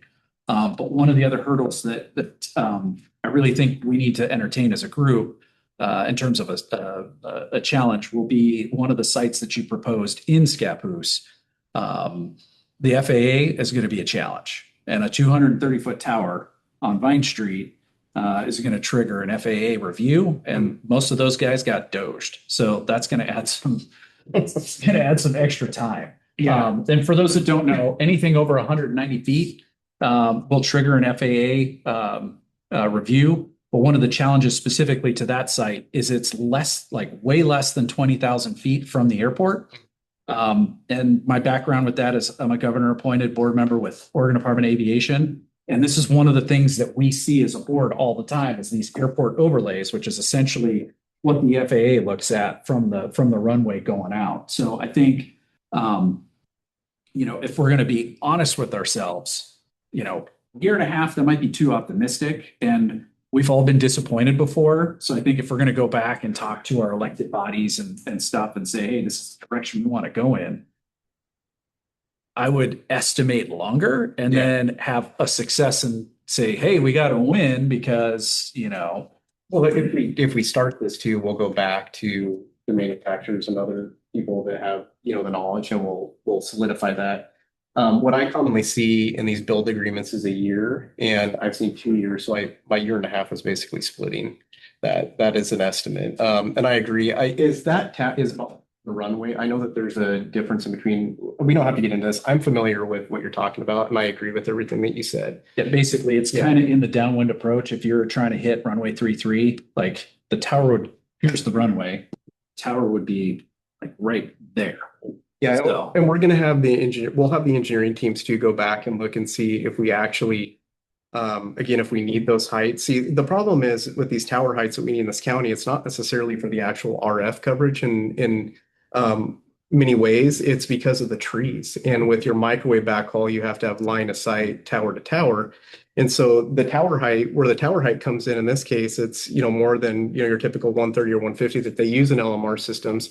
It's trying to address our lovely Douglas fir trees that get up to 300 plus feet. So that's where that comes in, is trying to make sure there's that LOS line of sight that is required for the microwave backhaul. Great. One quick question and one request. Quick question, if this would have absolute interoperability with our neighboring 800 or neighboring partners, Washington County, Multnomah County? So we would, I'm assuming that it would be a 700, 800 system, but until we go through engineering again too, it's definitely can't be VHF with the spectrum that we need. So that pretty much leaves us at 700, 800. But the interoperability side really comes from your portables and mobiles. If we have 700, 800 portables or mobiles, you're going to have that interoperability with everybody around you, especially if they're dual band, which of course we would do. But as far as but that doesn't address, so like Portland Police and I think Multnomah County, I don't think they have dual band radios. I think they're still running single band for the most part. So if it is a 708 system, 700 or 800 system, they would be able to switch over to our system if it is a 708 system and use it Vice seamlessly. versa. If we went to Multnomah County or Washington County, we could talk on their system. Yeah. Okay, second question is I think I was a part of Westport when you did this needs assessment. I don't remember doing it, but maybe I did. Yeah. I think I can tell you in Vernonia, the past couple of years, our fleet size has grown. So maybe a small request is and impress the importance of getting it done ASAP as a real quick, easy new needs assessment for our districts for the number of portables and mobiles we might need. Yeah, for sure. Important. So you get some more solid numbers. Yeah. It was with your predecessor that you met. I'm sure it was, but I know my fleet's gone up by at least 3 vehicles. Yeah, for Vernonia, sorry, I misunderstood what you said for a second. Yeah, so it was Rob that I met with up there, and then for Westport, sorry, it was Dave. Okay. Yeah. Yeah, Rob probably asked for 200 radios. That's what I was thinking when you said that. I'm pretty sure Rob has you covered for the next 100 years. But, I think a new needs assessment, a quick, easy one, might be appropriate. yeah, for sure. Yeah, I'm happy to answer any other questions. So this is a great conversation and it's exciting to think about a new radio system. However, we're still looking at a levy that is probably going to fail. That gets talked down a lot. And we've got $550,000 that we've just put into our budget for next year to pay for user fees when it doesn't pass. And the issue with that is we're going to close our library. Our city is dying for money. You want to talk about mismanagement for years? We're the poster child for that. But we still aren't addressing what's going to happen with CCOM. And unfortunately, the outstanding issues with concerns that I can only speak for myself that I have not been addressed over the last 5-6 months, even despite trying. So that's where I'm at. I don't have any better answer for you at this time. And I just think it's important that we all remember that united we stand, divided we fall.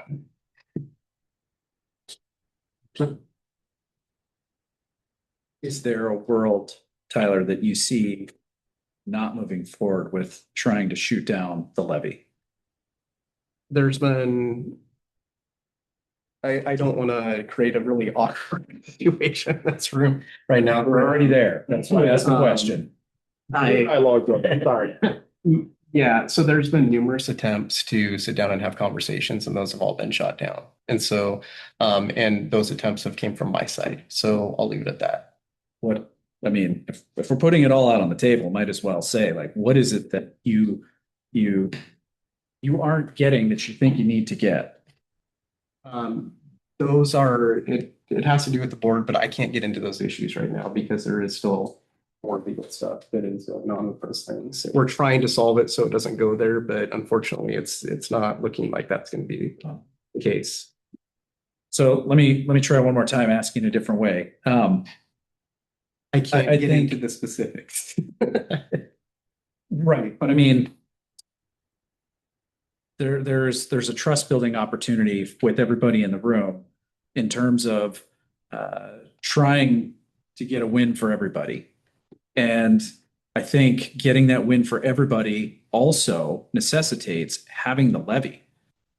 In any path forward, there is no way that if the sheriff is going to manage the equipment and we separate 911 or whatever happens, that those levy funds are paramount to the success of public safety in this community. I mean, it goes without saying, people are talking about significant cuts that need to happen.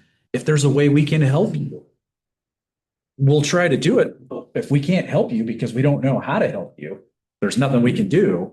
And it just seems like an unfortunate opportunity where everyone's shooting themselves in the foot, no pun intended, to my law enforcement friends on the other side of the room. But We need training though. What the gun range is for. I used to be trained. They don't carry cigs. So without the levy passing, just doing this grant thing, then there's no funding for this place to continue. And that basically puts all of it right over to the county, the whole building under the county's purview. Well, so let's level set here really quick. So there is $3 million some in reserves too. So it's not like if the levy passes, the doors are shutting and 911 shuts off. I think that there is, unfortunately, we were unable to resolve a number of outstanding things before opposition started. There are a lot of concerns and I wanted some assurances about the way that public funds are going to be used, among other things. That didn't happen. So, I mean, there's still time to work those out. The people that are in the room are hearing what you're saying. I don't know if that will have any influence on anything, but like I said, I have tried multiple times to try to close these issues out and so far have not been successful in doing so. One other, I guess, observation based on our conversation on timeline for build out. If we do need to make substantial investments in our current system to gap between moving to a new radio system and from what I'm hearing from the 911 director, like we need those levy fees because if we don't, how are we going to manage the purchase of equipment and at the same time maintain staff? I mean, we were both at the same meeting last night where, you know, he was saying it's $1 million or $1.5 million a year that is going to have to be transferred. Our last transfer was 1.3 million, and that was get us through November. And there's 3 million in the reserve fund, roughly, give or take. So there's maybe 2 more transfers, but that's also the money that's paying for the equipment. So there is some room to move forward, but there's not much room to move forward. I'll just put it that way. And that also being said, you know, I think this has been great conversation. I do think we've learned a lot about the different options that are out there. And Tyler, thank you for the research and the homework you've done and bringing your opinion to this group. Because again, I will say I'm not sold that the district is the only place to have that control. But that being said, I do think this conversation is a much more long-term conversation. But in the meantime, well, it takes 1.5 years, 2 years. Maybe if we're really, really lucky and the world's aligned, maybe 1 year for a new radio system. We still have work that I have to do on the radio system to maintain it between now and then, whatever that system looks like. And some of those updates that we need to make to ensure that you guys are safe until that time. But we have, just for clarification, my next board meeting is next Thursday. So if we go out 2 weeks, we're talking about setting up special board meetings, those kind of things, which we can do. I'm not saying we can't do that. Just some time considerations. And I really do think it would be nice to try to get as many of my board members together with you all as individuals, should the recommendation be to take this route. Yeah. So they can hear them directly from you guys, not just from me. So I think in all fairness, I made a statement to Mr. Miller about, you know, what's it going to take? I'll say the same thing to the 911 district, like you as the head of the 911 district. You know, please do whatever you can to find an agreeable medium so that this levy can be supported. And I guess that's all I have to finish with. Real quick, in a perfect world, if Tyler gives us $10 million, we're able to grow it to 20 million building entire radio system with 10 to 15 years of upgrades or work or whatever the hell he's talking about. Would that then allow you to ask for a smaller levy? That would potentially be. I would say there is room to ask for a smaller levy, correct? Yeah. But let's be realistic. You can ask for a smaller levy, but depending on what goes out there to the public, that could significantly affect anything in the future, whether it's a smaller amount or a larger And amount. with every agency in this room, what levies will be asked for, what fees will be administered, what, all goes up every year. This gets kicked down the road too. So it is, it's the reality of the situation we're all in. So I want to also thank Chief Pritchard for his comments and to also agree that some of the decisions that we make, if we do not find common ground on the levy, is going to have effects downstream that is going to affect our organizations and our cities in a profound way. We only have a single pot of money in this county, and especially with our city, and that pot is shrinking as we speak. If the levy does not pass, or people do not support this levy, and we are not able to patch this system in order for the new system to be constructed and built with the consensus of the people in this room, what we are facing in our agency is potentially 1 to 2 layoffs of police officers or entire departments in our city closing. And so I just want to stress to the people in this room, if we can try to find some common ground regarding passing this levy, maintaining our services, and focus on one issue at a time. And I think we can all agree this radio system is on borrowed time. And it's going to affect every single one of our organizations and its fails. And I think we all have the same interest to replace it and patch the current systems as we move forward. And I'll be, in the sake of transparency, and Tyler, you don't have to answer to this, but just to throw it out there. Should this $10 million be donated, there's always the contract behind it of what that means. The donor, as an individual, can stipulate on how that money is spent should the money be received by whatever organization in this room takes. And I'm not necessarily saying that, we want the donation or we're willing to jump through the hoops to take that donation. I'm just saying there is also this avenue where those stipulations can be put into a contract for my board to accept. And again, you don't have to answer to it. It's just throwing it out there for conversation. That if there was a contract saying this is what you'll do, this is how the money is spent, these are the timelines we expect them to be stuck to, that contract has to be followed. I know that there is some other other reasons that this is also being done, and it may only be that a city or a county can accept the funds for those protections for the donor. But at the same time, it doesn't necessarily, the donor gets to stipulate what that is, no matter who receives the money. So, and I'm not going to try to sit here and say that I'm the right person or our organization's the right organization to accept the money. Just putting it out there. There is a contract that can define how that money is spent. And if that contract is lined up with something that works for everybody in this room, even if the money is donated to the district or to the county or whoever, those stipulations in that contract are going to align how that money is spent. So that's just my 2 cents to it. I don't know that. Again, I'm just being open and transparent. I don't know what the right answer is. I'm trying to help lead a conversation for a better outcome for all of us. And what that looks like as far as the future and where that money can be spent. Now, again, it's totally up. It's a $10 million is a lot of money to walk away from and to shy our head away from. I can't argue that. And a new system and the upgrades we can make with $10 million is significant. But what does that mean for all of us, the long-term effects of it and all that? I guess that's a conversation that everybody needs to kind of have in their own head before in the near future to have that conversation, what that looks like. So I do think we're coming close to that 3:00 hour. And I know some people have to leave. So I don't know if anybody's got any final words they want to share. I can just share one thing. I think going back to what Jim Treat said earlier, divide and fall, together we stand. I hear a lot of when we're in the room, police, fire, we need to cut that verbiage off. And he said, just a fire. Public exactly. But just stick with public safety, right? When we're outside of these walls, we are police, fire, We all together, but we're going to be fighting for our individual agencies. When we're in this room, we just need to be focused on public safety as a whole.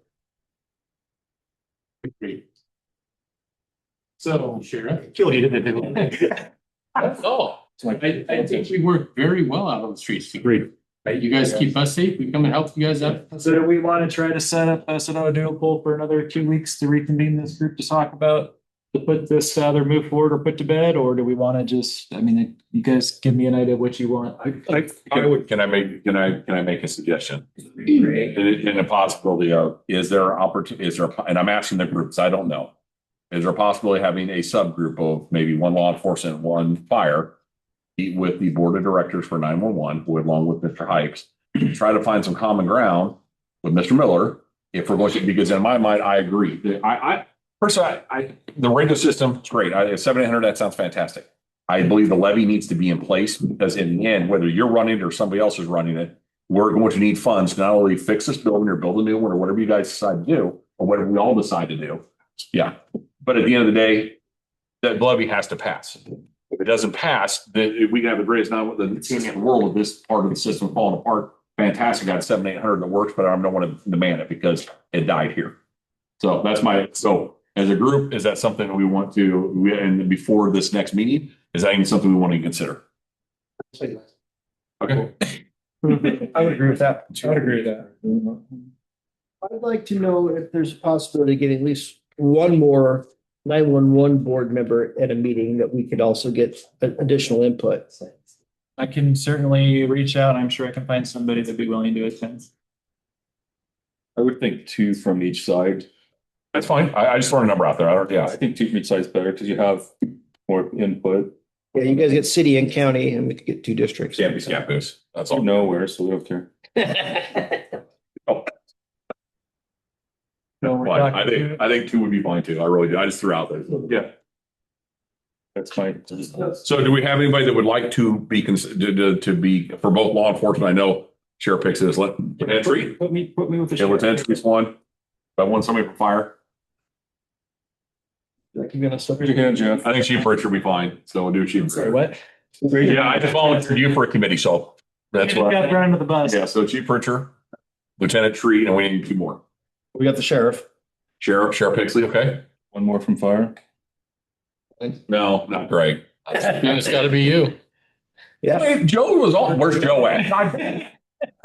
What? It's the fire defense board chief. Oh, he left? Well, then sure, he's on this. Oh, you got the spot. Works for me. It's fine. I just think it'd be Lieutenant Tree, Sheriff Pixley, Greg, if you and Jeff want to do it, that's fine. Meet with the board, try to find some common ground with Tyler and the 911 board, see if we can do something too. I truly believe that the supporting the levy and potential of your donation to however the radio system comes. I just know I'm with Lieutenant Tree. I don't have the funds. I will have to lay people off if I pay user fees between now and whatever time the magical new radio system shows up. I think Columbia Rivers was $400,000. So it's a chunk of change for us too, just like the city of St. Helens. So we don't have those funds either. Other one say something? Sure. I thought you did. Thanks, Greg. The only thing that I would, that you might want to consider, Eric, is asking Jeremy if he thinks that you guys doing this will move forward in any way. Because my experience is that this has been a very difficult situation. I mean, do whatever you want to do. I'm willing to take any recommendation I possibly can to the board and try to get some movement one way or the other, regardless of what that looks like. I've been here 6 months. I would say I have a good relationship with the board members, but the board is elected officials and they have the right to do whatever they so choose. So I will do my best with the recommendation to sell them on that move. That is a valid point. They're elected officials with minimal experience and knowledge, education, and what we do. That's kind of a rough road to. I do think Government. Well, how about this? I do think You got 13 minutes, keep going. There's 12. Really 11. don't have 13 minutes. Would it be helpful as a suggestion that the 4 identified come to the board and ask if we can have that conversation with them? Because as you're saying, you can go to the board, but would it be more impactful if the 4 of us showed up and said, hey, we would like to have one last chance to have a conversation with you guys? direct from the horse's mouth, just to put it as a phrase. I think that's probably more impactful. I mean, I can deliver your guys' message, but the message from the agencies themselves directly from the chiefs of those organizations is I think of the four of you guys got together before the meeting, came up with what you had, the talking points and whatever you would like to say to the board, I think would be great. So Chief Lawrence. Mr. Chief, sir, I think, should we take official vote for authorizing the subcommittee of the advisory committee? Yes. I need a We motion. posted that we weren't gonna take Oh, action at this meeting. No, that's okay. It's a good point. All right. At least we know we can possibly do it. We just have to do another meeting. Thank you for keeping us in line. Well, we Get in could, trouble. yeah, we could do a quick virtual meeting just to do a vote in a few days if you wanted. We could put out a doodle poll and just do a quick virtual meeting. Everybody pop on, take the vote to approve the subcommittee. Just have it go. Yeah, I think that'd be good just to officially make it. That way we can make it official and it's done the right way. Right. I think that's the best way to go. if- Thank you, Mr. Chief. If that works, we'll come up with some sort of a date and a couple of dates put out just for a quick 10-minute meeting to come to order, make the vote and then adjourn. Thank you, Mary Jo, for pointing that out. Yeah. Well, I don't want to go to jail. I want Chief Well to arrest me. Apparently, Still do it the smart way. He can't take me to the sheriff's jail anyway, so it's fine. So Back when the state held time. yeah. Unless you want a bill for staying. All right. Anything else? No, one thing I know for us, we've been working with Lexipol to get a grant for portable radios, I think, for people in county, so hopefully that'll go through, not guaranteed, but something we're working on. I'll be sending in some good thoughts with Gordon Graham to help us out. Say again? I said, I'll be sending in some good thoughts for, And I guess, Tyler, just as we're closing here, the question is, your system, is that including radios for end users? Yeah, Because I mean, clearly none of us are running 7,800, so that would be a huge hit to anybody's budget to purchase those. So so right now we have a contract with Principal where we paid for, I think, 4 of their grant submissions.